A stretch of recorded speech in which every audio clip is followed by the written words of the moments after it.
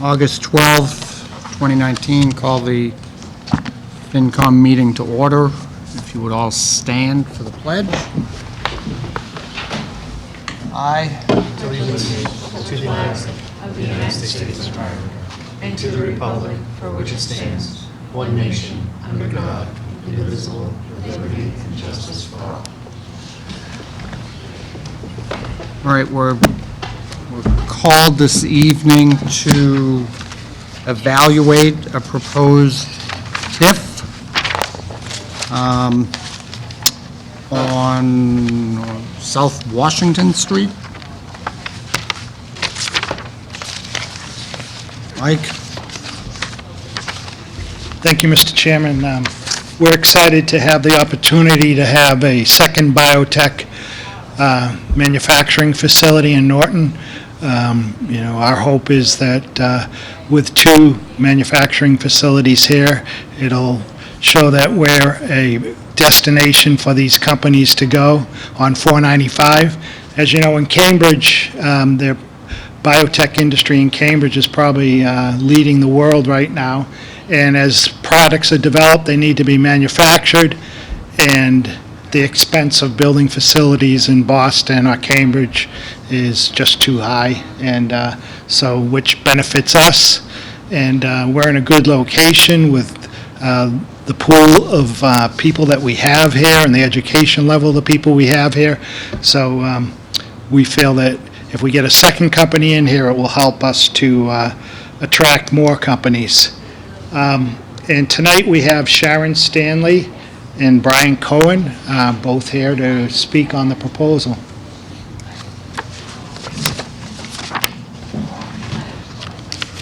Before we go Yeah. further, I need a volunteer.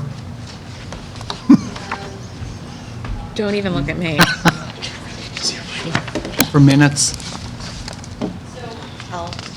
Thank you, Paul. So I'm Brian Cohen. I'm with CBRE, a real estate company, and we work with Brammer, and Sharon's with, Sharon Stanley is with Brammer Bio. And I'm in the real estate and planning group, so if you have specific questions on this slide deck that you've seen, I probably won't be able to answer some of the first ones. But hopefully, if you have other questions, why certainly feel free to give me them, and I will come back and try to answer them for you if any specifics on gene therapy itself. So this is a brief explanation of what gene therapy is, and it's basically taking out the genes in the patient's body or adding to the genes that are there and altering them in a way that then disables some of the activities that are going on that aren't productive, or it totally brings in new cells that create other situations or enzymes or reactions within the cell, and there's obviously the various ways that it reacts within a cell on the slide deck. So all of the companies that we work with are in the gene therapy field. So we don't develop any of these drugs. They strictly come from the other entities, and I think further back in the slide deck, there's like Biogen, Bluebird, Sarepta, those kind of pharmaceuticals. So they are already through the R&D phase, and they are in the production phase. Our Florida operation does a lot of the clinicals, and then the Cambridge and Lexington office will do a lot of the next stage of development or of the production of drugs. So if there's any questions here, the one thing that did come up is that the word virus scares people, that these are totally disabled viruses. All they are is the transmitter that takes this altered gene back into the patient. So there's no risk of this virus coming alive. We are not like a very, very high level risk laboratory at all. So a lot of the, and even in Cambridge, there's very limited what they call BL3s or BL4s. BL4s get into some of the really, really nasty stuff that a lot of like the National Institute of Health and Research deal with those. We do not do that at all. So from my simple mind, not biotech, just sort of general business person, if you think of contract manufacturing, you hear about in commodity businesses, contract manufacturing in low-cost areas where folks send their plans out to be produced by a third party. Brammer is that for drugs, and it's very high-value products. So these companies that are developing drugs here in sort of the research hub are willing to pay Brammer to develop these, to produce their products, and their value of these products are such that it does make sense to manufacture in a place like Massachusetts for these high-value products. So they're manufacturing on behalf of others, and they're able to do it because of this product type close to where these groups are inventing these drugs and bringing them into clinical trials. So As opposed to a company that is manufacturing for its own portfolio, right? So it's a different business model where you've got a single drug or a couple drugs. They've got a broader portfolio of clients, so somewhat diversifies the risk too of if a drug fails in a traditional biotech company, that could be the end of the company. They've got a group of clients. Yeah. Does Brammer develop the process to replicate the drug, or is the process already developed? The process should already be developed, but we do have a process development group that does go back in and fine tune things, like if there's a more efficient way to do Right. things. Okay. Yeah. So you practice GMP? Yes. In some areas, in other areas, we don't specifically need to, but overall, yeah, we will be building to a GMP standard. There's not a lot of the high-level classification of rooms that you would see in other facilities, but in our facility, we do have some classifications. But certainly not the 100,000 air changes, that kind of thing that you would see in like a major development company. First of all, I'd like to thank you for considering Norton. I mean, we think we have a lot to offer, and it's just nice to see the words getting out there that that's it's a place that welcomes new business. And it's just as part of manufacturing, will there be a lot of waste? Is that going to be? No, there really isn't, and that's one of the reasons why we're looking at, and hope to get approval with Condyne and Alnylam to get into the sewer connection, because we just don't have that much waste or discharge going out. And so we're not going to overburden any existing sewer, but we do need a public sewer hookup, and that is one of the things we're looking for. Yeah, it's not hooked up to sewer, obviously, now, or it is? In that, the sewer tie-in, when they tie into the Condyne sewer, goes to Taunton. It will not be going into our system. Yeah. Okay. So again, the mission statement, I think, was probably pretty clear, unless you had any questions. We are growing rapidly. A lot of the numbers that you would see for us don't include contractors who are hired on a temporary basis to help us get a facility open. If you're familiar with Hartwell Ave in Lexington, we do have a lot of construction going on. We're hoping to open in October. So we probably have about 40% contractors on that facility right now, and not just construction contractors, but others. They will start to dissipate over the next 3 to 4 months, and probably start to assist us with this next facility. So the 600, as noted here, is divided between here and Florida. This site that we're looking at here in Norton will almost double our portfolio. Again, there's been talk of an 82,000 plus or minus that we could expand. So we look at that as a possibility, but whether we'd expand day one is questionable. I think what we needed was a site that's right out of the ground, ready to go, so that we can start construction. That add-on may occur later. I think, the other things, just sort of give you an idea of what the experience is, and I think probably in the next few slides it gives you sort of a better idea of what we do and the different, and to Brian's point, there are several different therapies that we do use or we are experienced in, so it does give us diversification. A lot of our clients are at various stages as well with the FDA, going through clinicals, so as well as having a diversified body of clients, they are all at different stages. So things just sort of keep rolling, and we find if we've got a manufacturing suite of one size, if we know that client's going to turn over, we know we can take in a couple other clients. With the Norton facility, it will give us the opportunity to have several different sizes of suites, so we can certainly scale up from what we have in other facilities. The ceiling height is great, so we can do a lot of things internally as well. So it's a great opportunity for us. I think, again, I guess we go on to the next slide, and these are some of the companies that I've referenced. There are others who like to remain confidential. And again, we just make the products, we don't determine the prices, we don't get involved in that aspect. We obviously charge for our services, but we then hand it off to the companies for the rest of the process. So getting to the details, for what we know right now, we are looking at a facility that's going to be almost like a standalone entity. It certainly will have support coming from Cambridge and Lexington, but it's really going to be a site unto itself. So when you would come in, if you came in as a client, you would have an office to possibly sit in for the day and then come and look at your product being produced in your suite, while there would be other suites going on that you may or may not see. And those would take up the bulk of the building. And then there would be finance, there would be HR, there would be environmental health and safety, there would be people like me who would come and go. We expect to have people there permanently, and then there'd be people like me where I go from facility to facility every single day. We will also have shipping and receiving, because this site will have to support itself. Our other sites are smaller for warehousing.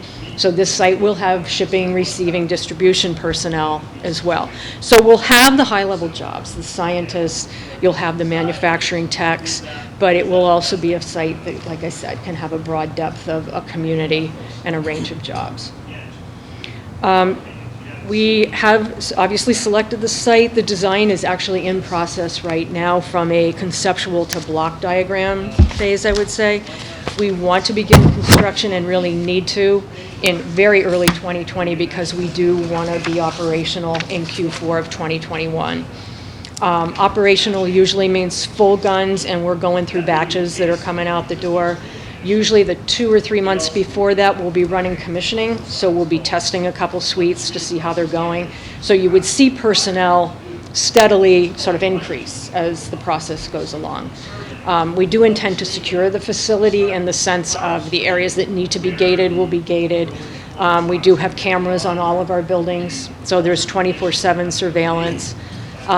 We do have plans to, sort of make or look at the different entry points, whether we would have several entry points for clients and employees, and then separate the loading dock. So there's all of these sort of ideas. We like the frontage on 495, so that was also a really key factor for us to have that. Are there any questions as I roll through this? Yeah. When you talked about suites, does that mean you kind of divide the building up into like sections for? Yeah, there are different suites that are Manufacturing something? dedicated to a product. So you Okay. would go in and you would put on gown or, mask, gloves, whatever you need for that product, go into that suite, and then once that door closes, you're in there. And then when you come out, you take off the garments and then go on out into sort of a common hallway. So those suites are dedicated to a product, one at a time. We don't sort of run things, like day to day that are different. They are dedicated to a client. And are employees hired for a particular product or just in general? I think some of them are cross-trained because a lot of these processes are similar. Okay. I think there are, I know there are product managers and there are manufacturing managers and directors who oversee several products at the same time, but there are techs who are probably dedicated just to one product. I would think in terms of long-term employment by people who work there, if they're hired for a particular drug you're making and then that goes, Oh, I see. and then all of a sudden now they don't have a job, they have to Yeah. reapply for something else because it's in a different suite, so. Yeah, generally no, they're- we tend to do a cross-train. Okay. From what I understand. So if you were on a product and that product is done, you will go on to the next one because these are fairly high-skilled people we don't want to Okay. lose. Yeah. Yeah, there's a lot of dedicated time that goes into it. And they are specialists, in the field as well. Thank you. Sure. What kind of hours will you be running? Will it be multiple shifts or kind of a more standard 8 to 5, 9 to 5 type No, of we're thing? going to run probably at least 2 shifts once this building is really moving. I don't know whether that would be 2021. That may be into the 2022, 23. Again, it depends on demand, but what we find, it is better to have employees in the building for as many hours as you can. We do have security who is in the building 24/7 as well. But we usually run flex time so that some people get in at 5 a.m. and leave at 2. Other people get in at 9, and leave whenever. You know, a lot of people work more than 8 hours a day, and there is redundancy, so that, to your point, if someone's leaving a suite and there's something in process, there is an overlap where people will spend, you know, maybe 2 hours just sort of acquainting someone with where something is at what stage, or what the readouts were on it, that type of thing. So it's a multifunctional, and again, you've got different roles here. So the finance people may be in from like 8 in the morning till 6 or 7 at night, and the shifts may have already changed at the 4 or 5 o'clock hour for something else. Okay. ahead. Thermo Fisher is the parent company? They bought us in April. Okay, Yes. so it's pretty recent. Yeah. They're headquartered in Waltham, Yes. and they've been around for a long time. so- Yes, they were Thermoelectron many Right. years ago. I think on the remem- other side. I of remember 28, that. yeah. Thermo Fisher, okay. So there's a relationship that's come about and be able to Yes. help you financially. Yeah, it's a good backup, because we were funded by venture capitalists. Yeah. And as you know, you only get to a certain stage, and then and with the demand that we were seeing, it was obviously some more that needed to be invested in it to have the business grow to, you know, its capabilities. But Trucking in and out, is that you guys, or is that, you know, FedEx? For the most, there will be FedEx, there would be UPS, but the drugs themselves have to be treated very, very specially. So some are at minus 80 degrees, some are at minus 20, and it's not a high, like an Amazon or something like that. You know, these are cells, so we're not talking, you know, huge vats of things. They're pretty small. I don't know the amount of trucks per day, but it's minimal. It's not that much. And, you know, we can, obviously, when they come in with a design to meet with people to talk about and get the architecturals approved, there probably would be a study that would say, like, X number of trucks if we're at full capacity, or if we're only going to be at half capacity in 2021, here's what the expectation would be. It's kind of hard to say right now, because I know we have trucks going in and out of Cambridge at 250 Binney, which is where Brammer's manufacturing is right now. And there's not, I mean, the loading dock is full, but there are empty spots in the day, and the trucks are not that large going in and out. But again, this is, you know, a different size facility than what that one is. So that would be something that I can flag people when they come in for design approval. That they would know And about. would the trucks be 9 to 5, or would they be at any time you guys are basically open? That's, you know, I honestly don't know. I'm assuming that it might go into probably like I want to say like 9 o'clock, because I know in Cambridge we are limited at 9 o'clock. That is a hard stop. So I don't know, and it may again be something that you would want to reference as a town, and that we could work with you with our engineers to say maybe there's certain days where that's okay, you know, to go beyond.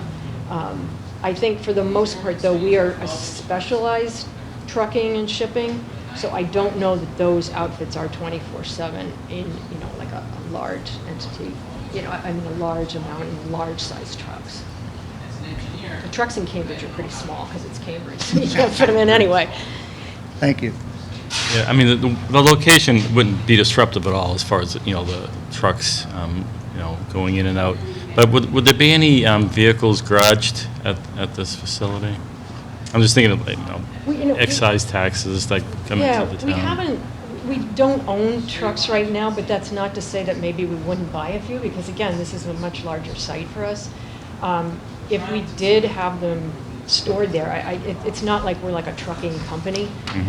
I know we might ship things back and forth to Cambridge or to Lexington, but I think most of our deliveries of the high-quality, high-end products are going by a very special delivery system. But again, all good questions for design, engineering, and the development of the site overall. I know there's a way, too, to get out of the site to go left as opposed to right past neighborhoods. You know, if you go left, I think you go up the street near the Holiday Inn and that kind of thing. Yeah. Right. And that might be the way the trucks would take anyway.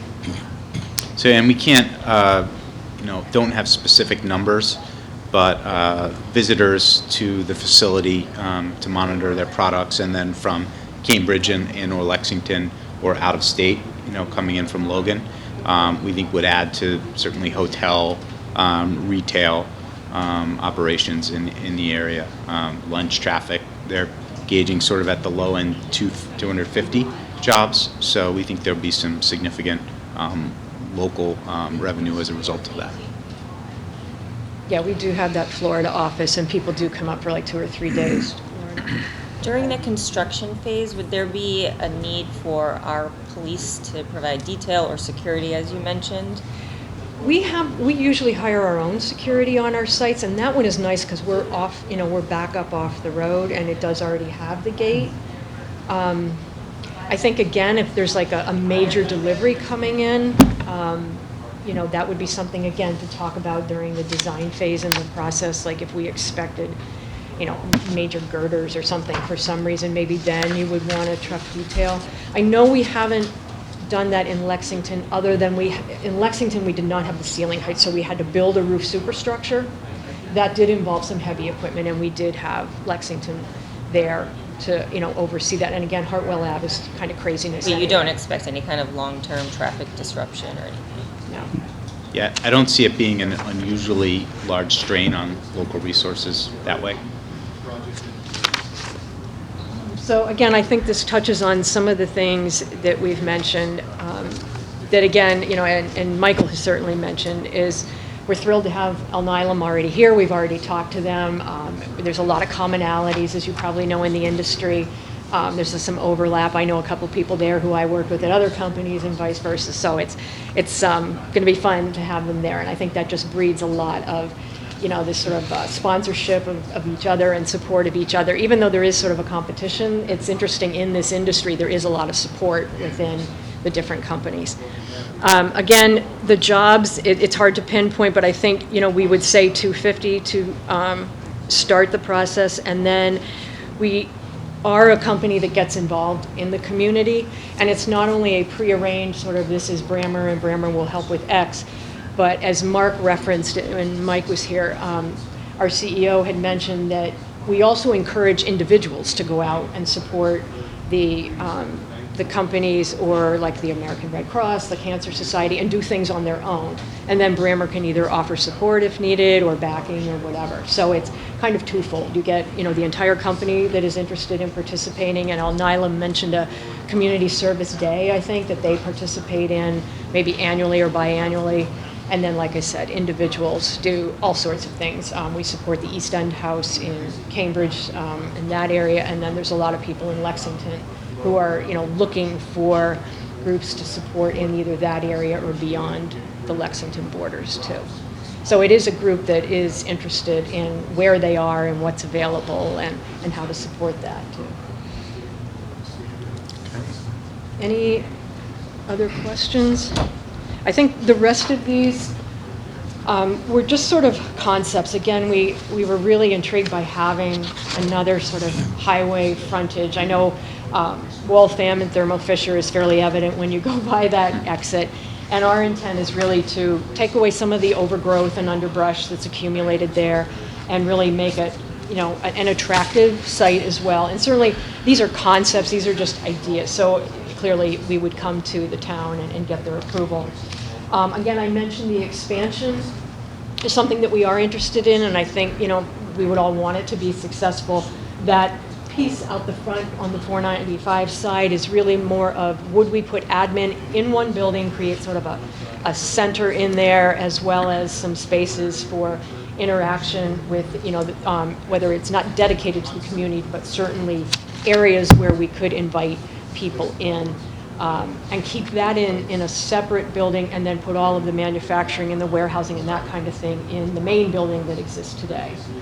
But like I said, there's concepts of why don't we put that on the other side and leave this side for something else. So there's all sorts of activities taking place. So these were just ideas. And- Go ahead, yeah. Yeah, no, go ahead. And then I think the rest of it is that you're sort of investing in a company that is young, but it's got good backing, and we also have a proven track record. I've been with them for a little over a year and a half. I knew the CEO from Genzyme, and there's really a sense of ownership, and everyone was very dedicated and still is to Brammer Bio itself. And I think the Thermo Factory or Thermo Fisher just comes in as a support network. Thermo Fisher also owns Patheon, which is also a gene therapy. So they actually developed a viral vector services business unit. And so they're starting to develop that to diversify Thermo Fisher into what they see as a rapidly growing area of science. And so when you see the transformation of the building in the images, just to remind everyone today, that's 209,000 feet of vacant warehouse, and that kind of gets to the point of the TIF. The prospective project here would be to, elevate that with that $150 million investment. Some of it machinery and equipment, some of it real property. But, the initial view from the assessor with high-level information was that this building could exceed, $70 million in 5 or 6 years in valuation from what's today $9 million. So, that's where we're asking for consideration for the TIF. So even with the proposed abatement schedule in the TIF, what is today, if we look at the 13-year term of the TIF and we were to grow that $9 million assessment with inflation at 2% over that term, you'd get to a number close to $2 million in tax revenues over that TIF term. With the project, including the TIF, that $2 million would be about 6.9 million. Again, that's based on the assessor's preliminary estimate of assessed value, which is sort of a foundational assumption we need to set just to look at how the numbers play out. But it's a significant increase. It's about 3.5 roughly times the tax value without the project in the TIF. And from a Brammer standpoint, they compete for projects, and they obviously compete on their technical capabilities, but they also have to compete on cost. So, that's one of the elements here that they believe will help them be more competitive.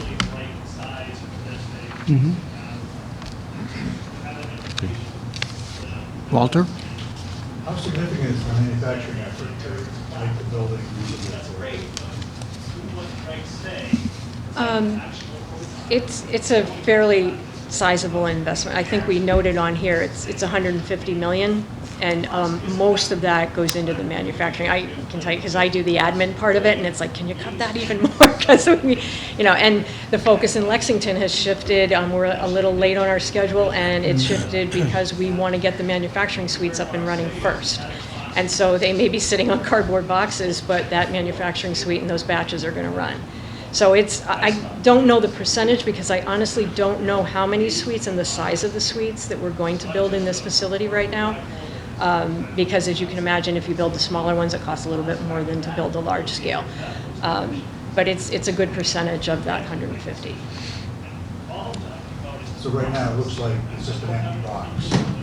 You're building an infrastructure of separate manufacturing facilities. Yeah, and we have to add some sewer, we're going to have to add power. There's going to be a lot of adds to it, but what we found is it's better to buy an empty building with the base utilities than it is to buy something where someone's advertising utilities, and then we end up having to rip out a lot of the utilities that just either don't service us or they're dated, and at some point we have to look ahead as if this investment we're making now is going to be that 20 years, instead of kind of jury-rigging something that's 5 years old, maybe we can make it last, Anything else? Thank you. Thank you very much. Thank for you. your time. Thank you. Thanks.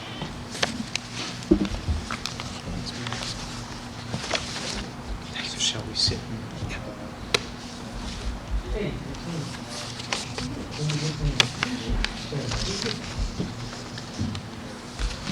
So you have a draft of the numbers.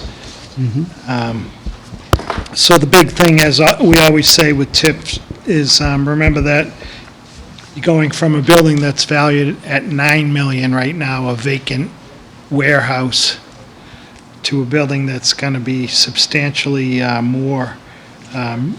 So year one, the total assessed value will be $39,199,380. And we are using the model we've used in the past, where the first year is 50%, so we obtain that new growth in the first year. Then it would go up to 90%, and then 3 years at 85, then start dropping down 75, 70 for 2 years, 60, 50, 40, and 2/30s. So in the end, the taxes due to Norton will be almost $1 million a year in property taxes from this building.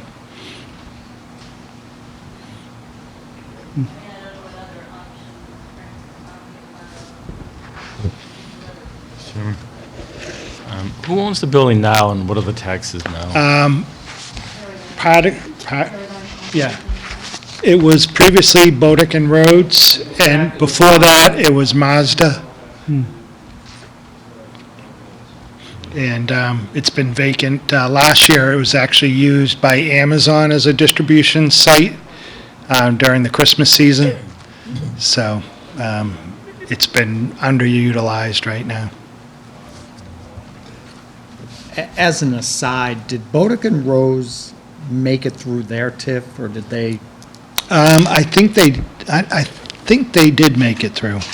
We've had a couple that were decertified, but I think they went up through their TIF. And then they. I'd have to look and let you know that, but I think they did. And what that question is, if someone doesn't meet what's laid out in the TIF agreement, the TIF's decertified by the state, and then it becomes 100% taxable. So in this presentation, unlike TIFs I worked on, a lifetime ago, where it was, 2 employees this year and 5 employees the next year, this is kind of, vague in the beginning. So at what point do we expect the 250 or the 300 or the, whatever the number was? And at what do they get judged on year in and year out to say whether they're meeting it or not? And I could have them talk on that. One of the TIFs that was decertified, the fulfillment company down on 123, Really? they didn't meet their employment numbers. Unfortunately, they probably might have got hit with the recession, I don't know, and weren't able to meet their employment, so the state decertified it. Mike, one question? Sharon, did you want to talk on the employment? The first year, so 2020. Sorry. 2020 will be under construction, so it'll be minimal, and even into 2021, we can't have anyone in the building until probably Q4, even if I look at Lexington and the way that's rolling out. So it's really more into that 2022 and beyond where we start to get into those numbers, and we wouldn't be at 250 even in early 2022 because we would have to be ramping up. And it also depends on the suites, but in the slide deck, slide 7, we reference that we'd be at 250 to 350 over the first 3 to 4 years of operation. So that operation mark is that Q4 2021 is when we would start saying we're operational, but it would take those 3 to 4 years to get to the full amount.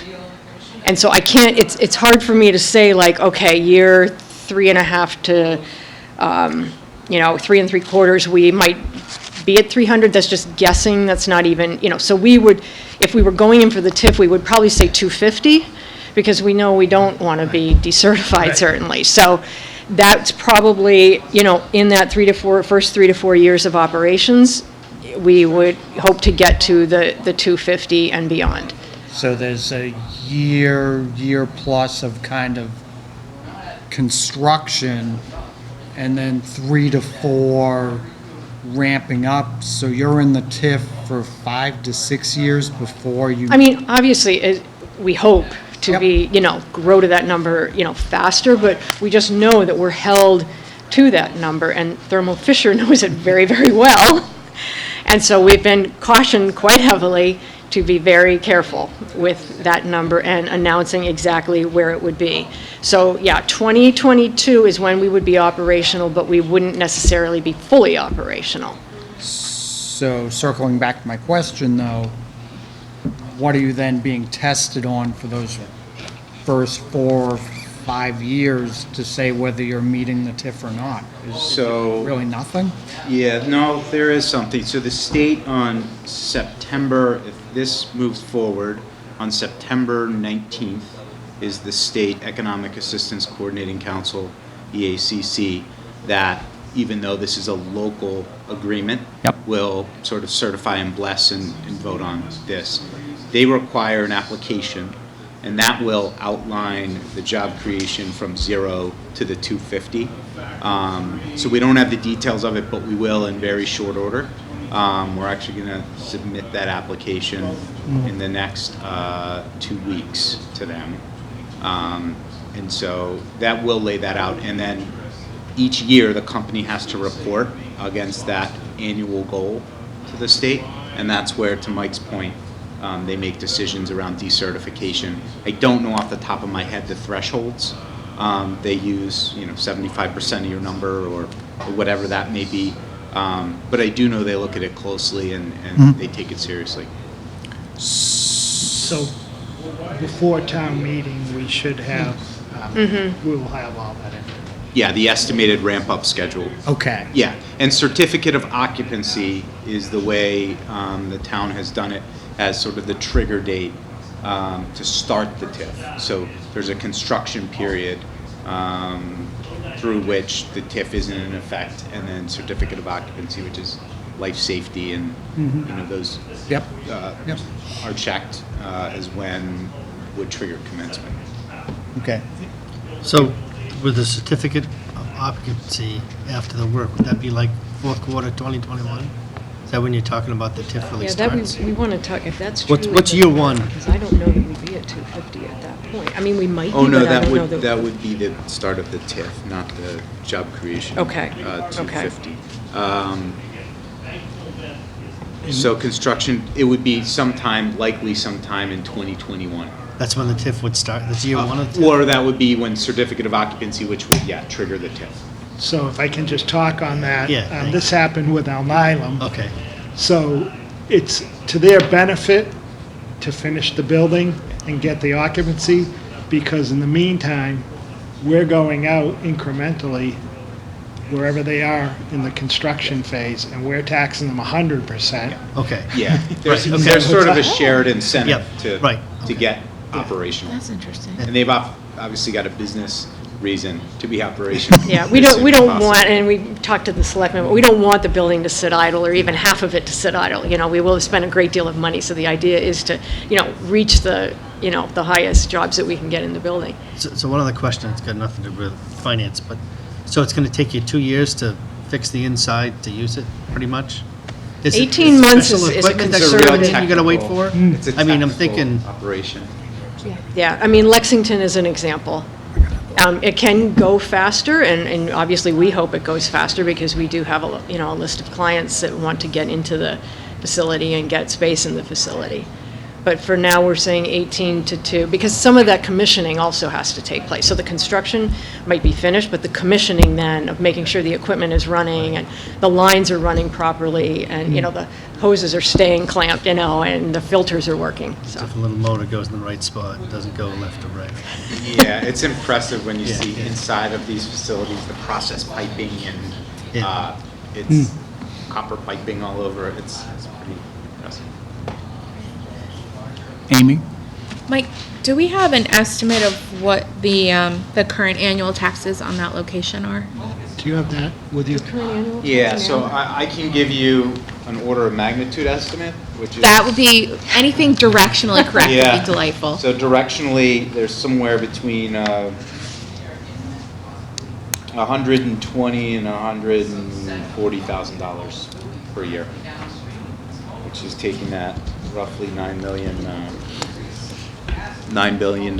million assessment with Norton's 14.9. Thank you. Percent rate. Yep.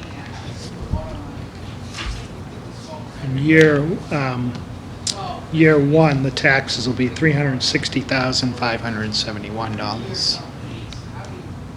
Like, well, if everything gets approved and on track, when will the permits start being pulled in? Do we have an estimate on the revenues and what the permitting fees would be? The idea is to get through design and then start construction in January Q1 of next year. So I think permits, I assume like the engineering team, the design and architects will be coming to you end of the year to start talking and maybe even doing preliminary reviews. So it will be in this fiscal year. Okay.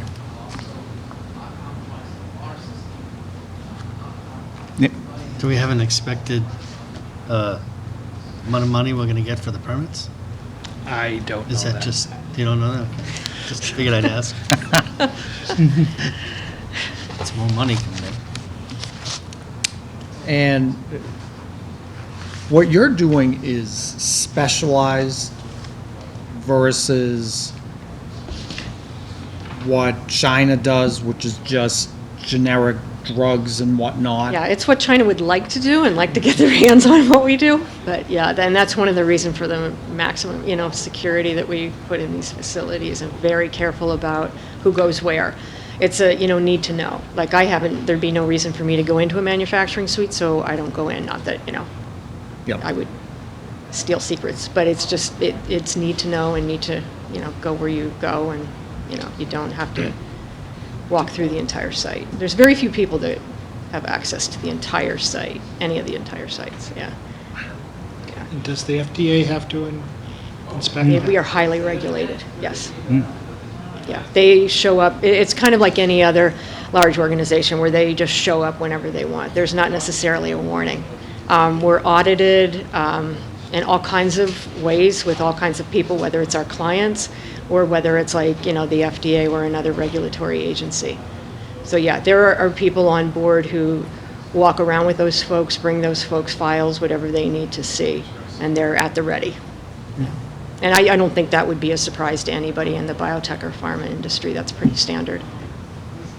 And potentially, how many other sites are you looking at For this Good project? question. for this project? Overall, in my last 7 months, I've looked at 60. Flown around a lot. She's- Yeah. But for right now, you have to keep everything in the air. They're all at different stages. I'm actually looking at a couple new ones this week, just to make sure, and keep things active. But right now, there's probably, I would say, 2 that are known of, and then there's kind of a distant third, and then, like I say, there's 2 that I'll be looking at this week. They're working very hard with the owner of Yeah. Norton facility goal to is this get one. this done. Yeah, the sewer is, something that we need to get through. And then just a few other, normal things in the course of purchasing a site. There will be a surveyor there to update the survey that Paradigm already had in place. We're going to pull the title. So we're going through that concurrent with the sewer. They're investing effort. a lot of time and money at this point, and Mike and the state have been very helpful in trying to get answers on the sewer and how that can get resolved, and help her team understand the details. We are furthest along here by miles. Awesome. But again, we have clients waiting, so I've got to have something where my head's going to roll in about 2 months, so I've got to do this. All right. Thank you again. Sure, thank you very much. Thank you.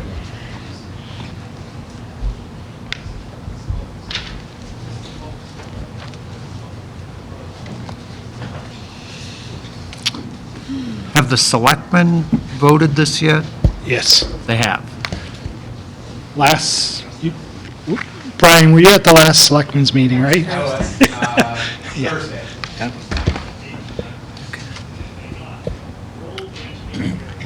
And your recommendations, by the way, if you want to, the final FinCom recommendations need to be posted by the 16th.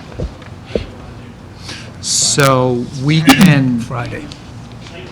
We can vote this tonight, but for informational purposes, we're not going to have some of that information until the night of the town meeting. Right. So, So I guess your vote would be to support the selectmen entertaining an agreement. okay, so we would need to meet before the 26th, or on the 26th before the meeting. Right. All righty. Any, Do we need a recommendation now, or? Mr. Chairman, I propose that we, oh, I read this right, that we agree with the Board of Selectmen to move forward with recommending this article. Second. That sound about right? Kind of all muddly, it's like saying, yeah, maybe we want to do it, but we need the exact details. How about recommending Article 2? Yeah, let's just recommend There Article. you go. Recommend Article 2, that works. Yeah, as written in the. As written in the warrant. because I was going to say, otherwise Paul is sitting there going, oh, bud. It's okay. You're going solo, I understand. So we have a motion, Second. Tom seconded. Any further discussion? Hearing none. All those in favor? That's unanimous by my count. Okay, and Article 1 is a prior year bill that would be paid out of the inspections current expense line item budget, and this is $675. Mr. Chairman? Peter? I gotta be like, I just gotta say my piece. This place is next door to the town hall. They can't get the bill in on time. It's just me, you know? I mean, it could have happened the day of and they could walk it over. no, this is around the corner. Oh, all right, around the corner. I'm just saying. I don't know. I can't, sorry. It's just, I know it's a little bit, but just. It is a good point. It's this prior year bill stuff. It's like, it's nothing but like, you know, it's not Ford Motor Corporation that had to go through Detroit to get a bill to us for $675. It's a local company. Thank you. I vented. Appreciate the business. Mr. Chairman, Peter? I recommend Article 1. Enthusiastically. For $675. Second. Motion and a second for Article 1. Where's this money coming? Out of their existing expense budget. For this fiscal year. Right. Okay. For the update. Article 1 for the amount of $675. Motion and a second. Any further discussion? Hearing none. All those in favor? And unanimous? And the selectmen meet on the 22nd, I believe, is the next meeting, so right after that, I'll get you the TIF agreement. Okay. Good. So but again, we should post a meeting for before the... All right. Awesome. Thank you. Thank you. Mr. Chairman, before you go, Mike, is there any progress on getting a recording secretary? We were just talking about that before the meeting. We were trying to get the Water and Sewer Department has a part-time secretary for their meetings. We tried to get them to do this too, but they didn't want the extra hours, so we're going to be looking again. Okay. So hopefully we'll have someone as soon as we start next year's budget. One non-related thing. When are they starting the 123 thing? I see signs said today, I didn't see They're- anything today. There are different dates on the, I wish I brought that with me. They're on the Wheaton campus right now, and I think they plan on being out on the main road on the 140 next week. They're going to be doing saw cutting during the day on 123, but they will be laying pipe at night So they'll have crews going day and night. I have another question. Why did they paint white lines I know. 23 when they're about to mess up the road, even if they're gonna dig in the middle? I couldn't believe it last week when I saw the state out there painting. I'm like, oh my God. And the East Main Street was advertised 2 Saturdays ago, so that should be awarded in the fall.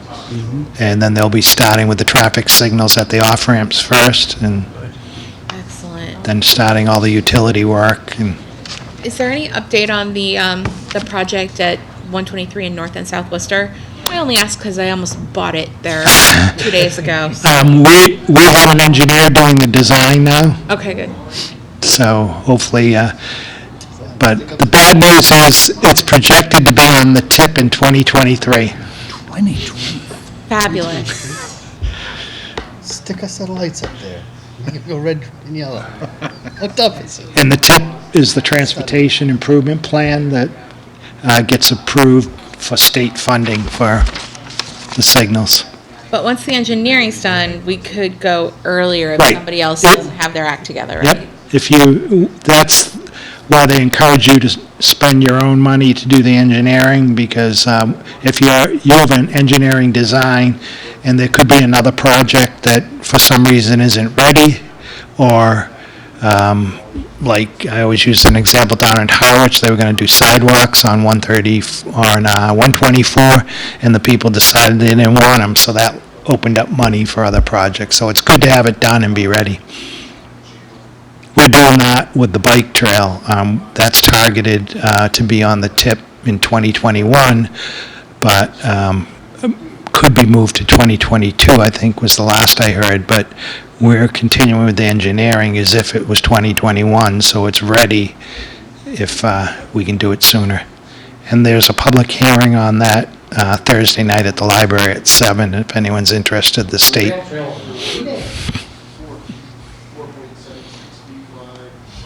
Thank you. Okay, thanks. Let's see, what else do we have? Since the last time we met, the ad hoc committee has not met. Give me Tuesday, next Monday. They meet next Monday, I will be there. so there's no update on that.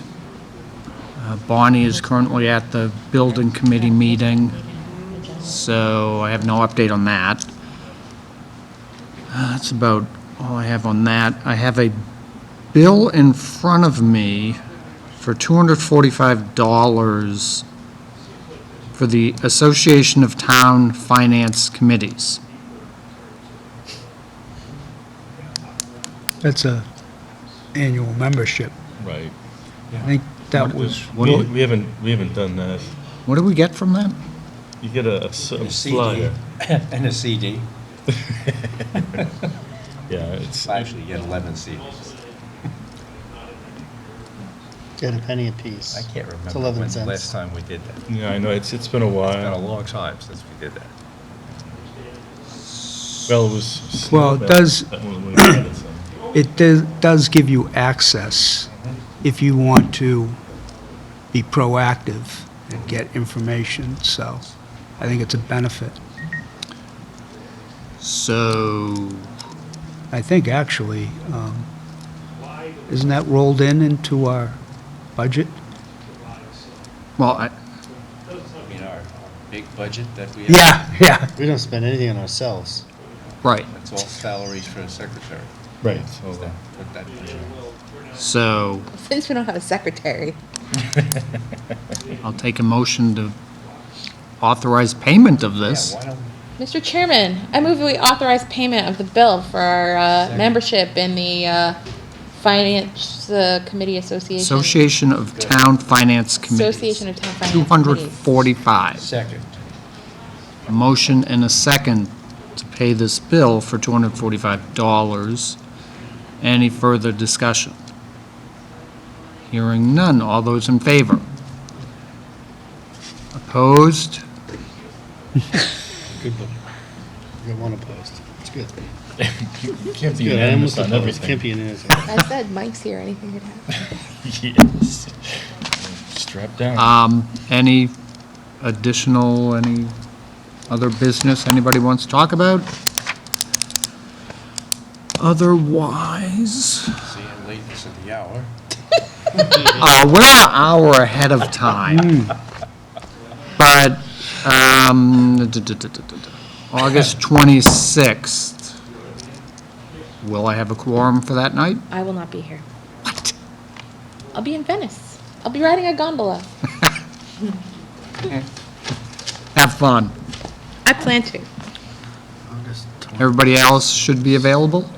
All right, awesome. So I will have Michelle post a meeting for 6 o'clock at the high school 26th, on the 26th. Well, it's that time again, Tom. Mr. Chairman, since we have no further business, I make a motion, we adjourn. Second. Motion and a second to adjourn. Any further discussion? Hearing none. All those in favor? That's unanimous.